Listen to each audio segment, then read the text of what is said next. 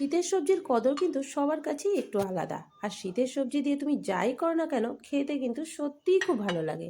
তাই শীত থাকতে থাকতে এই সবজিগুলো দিয়ে এই রান্নাটা কিন্তু অবশ্যই বাড়িতে একবার করে দেখো। এখানে আমি মসুরির ডাল নিয়ে নিচ্ছি। এবার এটাকে জল দিয়ে হাত দিয়ে কষলে 2-3 বারের মতো আমি এটাকে ধুয়ে নিয়েছি। ডালটাকে আমি ভালো করে ধুয়ে নিলাম। এবার এখানে সবজির মধ্যে শিম, আলু আর নিয়েছি গোল গোল করে কেটে নিয়েছি ফুলকপি। শিম, আলু আর একটু লবণ দিয়ে এটাকে ভালো করে একটু ভাজা ভাজা করে নেব। একটু ঢেকে রাখলাম, সিদ্ধ হয়ে যাবে। এবার ফুলকপিগুলোকে আমি দিয়ে দিচ্ছি। ফুলকপি যদি আগে দিয়ে দিতাম তাহলে কিন্তু এটা গলে যেত।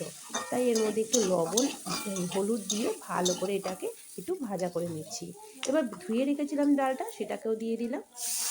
এর মধ্যে জল দিয়ে পরিমাণ মতো, যেহেতু আমি একটু মাখা মাখা করবো সেই জন্য জল দিয়ে আমি এটাকে অল্প জল দিয়ে ফুটিয়ে নিলাম।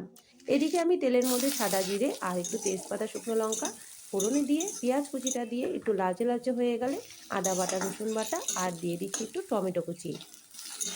এবার এর মধ্যে দিয়ে দেবো হলুদ আর দিয়ে দেবো লবণ। তবে লবণটা দেওয়ার আগে মাথায় রাখতে হবে ডালটা যেহেতু লবণটা দিয়ে সিদ্ধ করা হয়েছে। দিয়ে ভালো করে আমি এটাকে মশলাটাকে কষিয়ে নিলাম। এবার ডালটাকেও দিয়ে দিলাম। দিয়ে ভালো করে একটু নাড়ি চাড়ি ফুটে উঠতেই স্বাদ মতো চিনি দিয়ে দিলাম। দিয়ে এবার এটাকে নামিয়ে নেব। রান্নাটা কিন্তু দারুণ হয়েছিল।